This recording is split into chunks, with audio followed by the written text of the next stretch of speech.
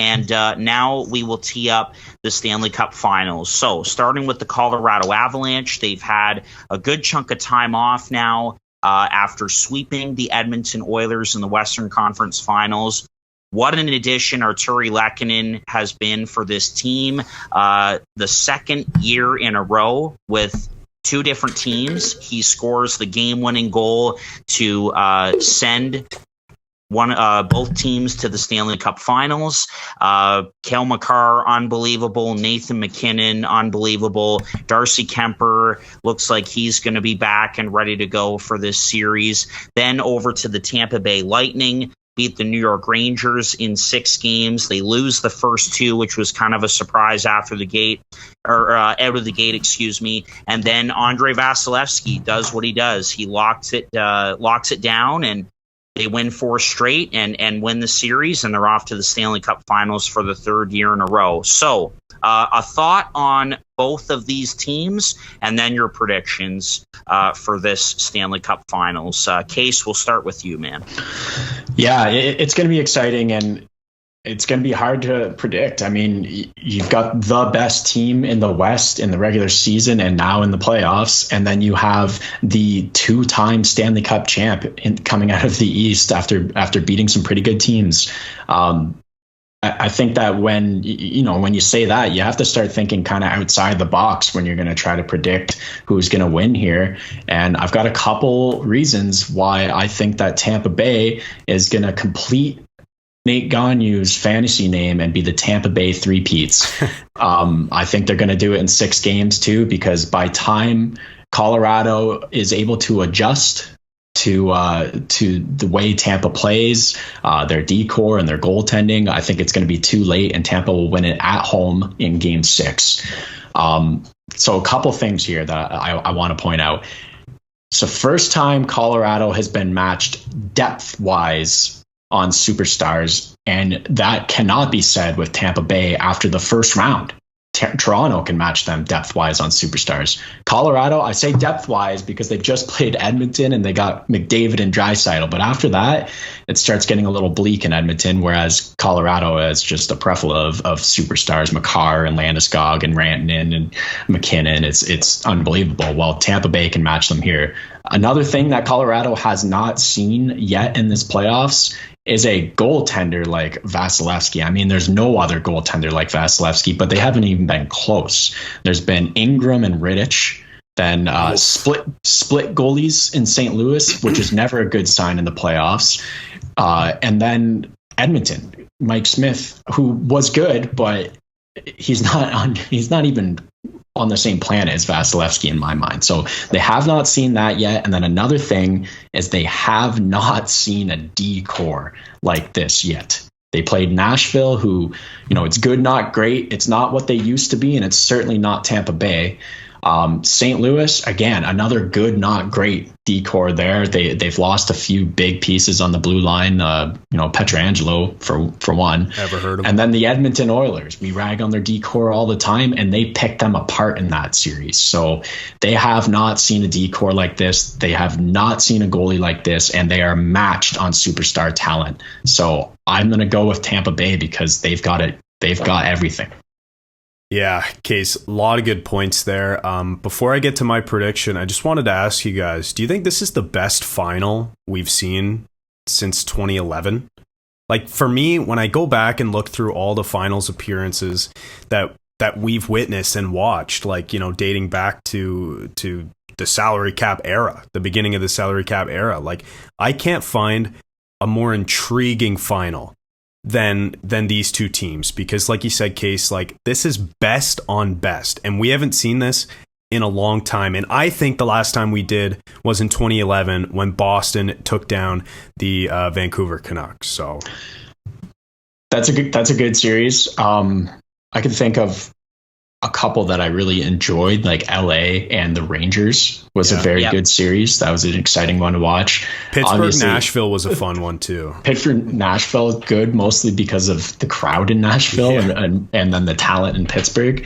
So there's a few ones there, but honestly, I think that these are the two best teams. I think that if you put either one of these teams in the last decade of Stanley Cup finals, they're going to win. Yeah. Yeah, they're both extremely good. So Money Puck has, and I always go to Money Puck, they have Colorado winning 56% of the time. And that's, what they say. That's home ice advantage. That's their odds. That's 50-50 basically, and then an extra game at home. Yeah. So Money Puck has the most likely scenario in this series is Colorado winning at home in Game 7. That's their most likely scenario, 18% roughly that will happen, and that's what they predict. For me, though, Case, I'm with you. I have to go with Tampa Bay, not only because I have $50 on the line here on Bet365, pays out $325 if they win. That'd be sweet.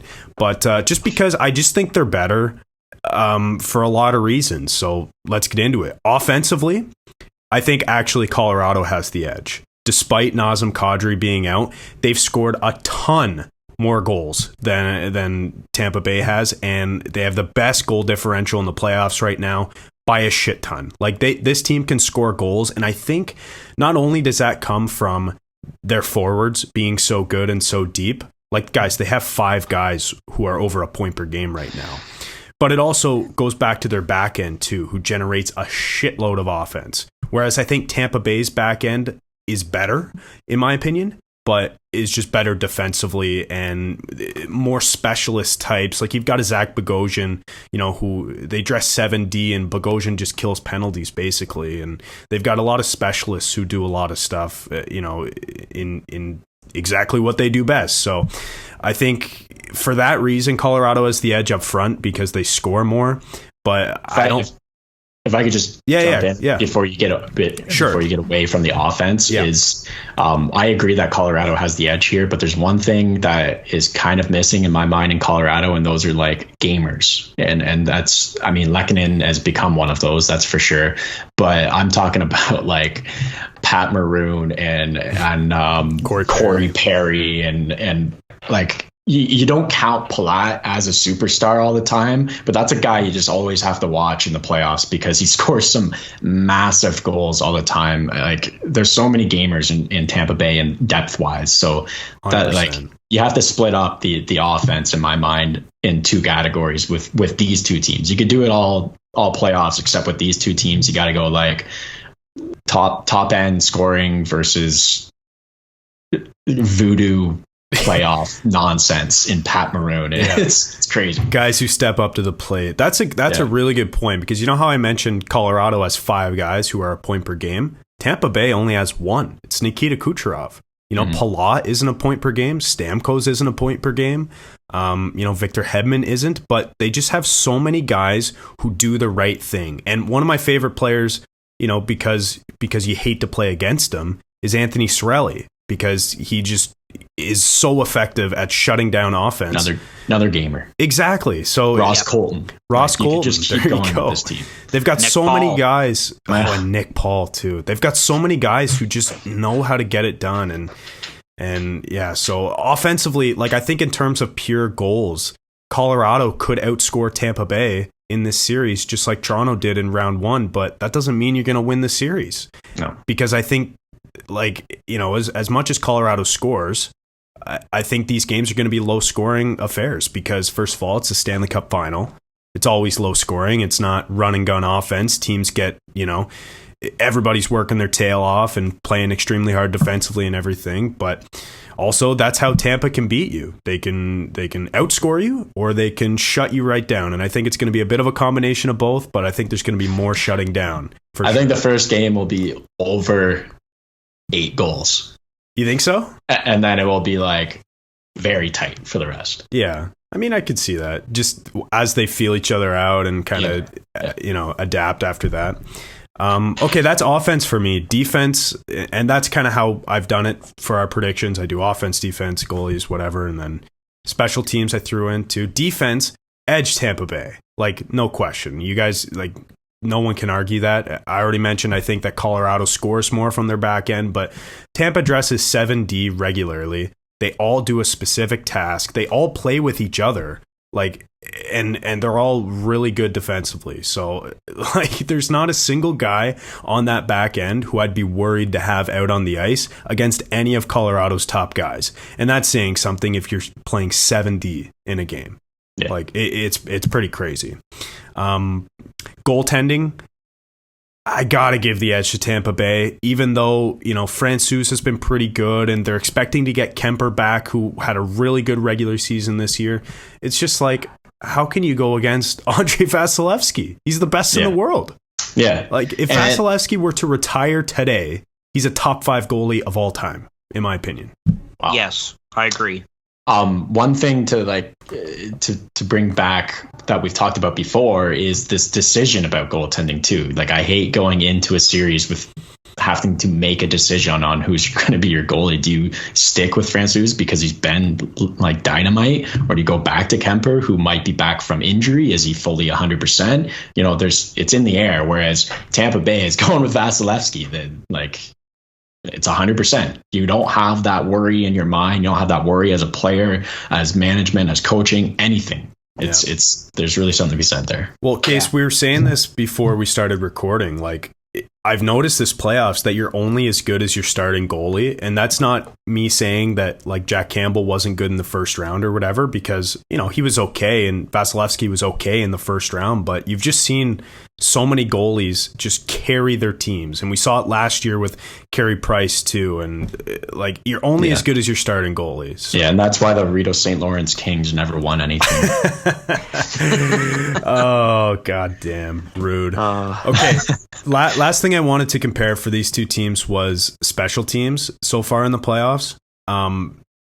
For power play, I think the edge goes to Colorado. They're at 33.1%. Tampa Bay is at 22.6%. But penalty kill, which I think is probably going to be more important, the edge goes to Tampa Bay. They've killed 82.5% of their penalty kills against, and Colorado's at 75.7%. So they're pretty similar in both stats, but I think at the end of the day, Tampa Bay is going to get this done. They're going to repeat. They're going to three-peat, rather. They're going to win me my money, and I've got them taking it in 7 games.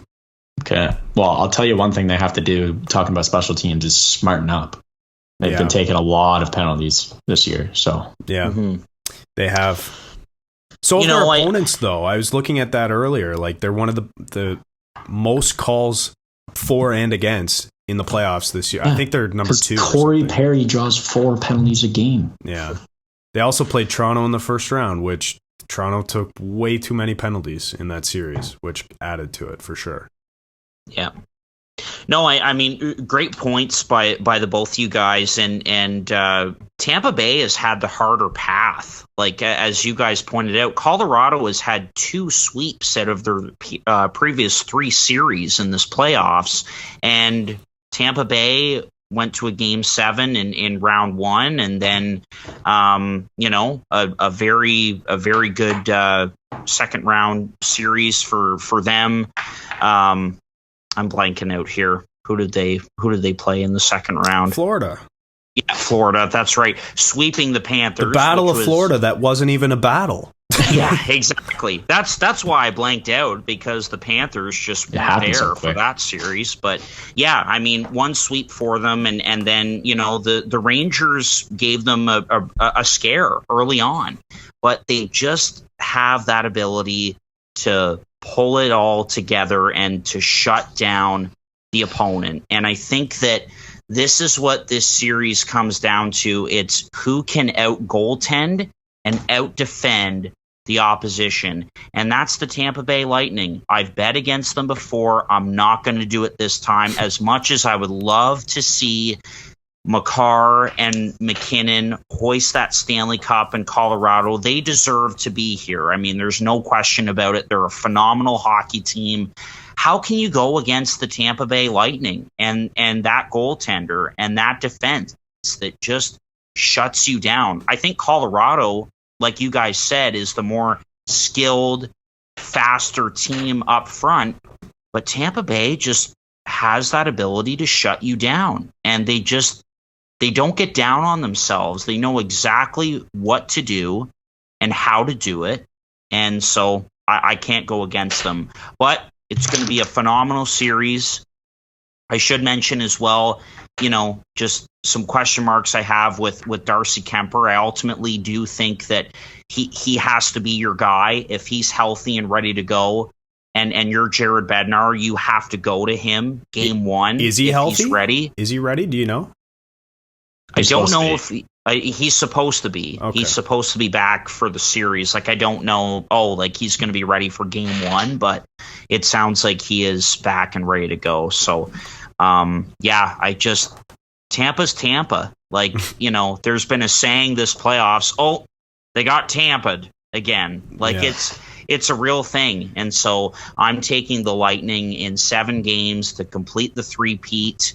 We're witnessing one of the greatest goaltenders in front of our eyes. And do you guys not think you could argue too that I know Nikita Kucherov is kind of up and down sometimes, and you get a better effort one night and the next night he's not that much of a factor, but you could still argue that this guy's a top 5 player in the league sometimes. Like, could you not? Led the league in scoring with 128 points the one year. Like, his passing ability is ridiculous. Like, am I wrong with that? Or well, that I was going to mention that. I was going to say, ask me again who I think's going to win this series after Wednesday, because all I'm going to do is watch Kucherov and try to determine if he's game-changing top 5 player in the league, Kucherov, or if he's turnover machine, ghost Kucherov. Check. Yeah. That's the thing about Kucherov. Like, when he's healthy and on his game, which those two things, aren't always the case for him, especially being healthy. Like, I think he's made of glass. But when he's healthy and on his game, he's a top 3 player, I think, in the league. Like, he's that good. But like Case has mentioned time and time again, his off nights, like he doesn't have a B game. He doesn't have a B plus game. It's either A plus or it's like a D. Like, it's never, and the D games too, he might get a point or two.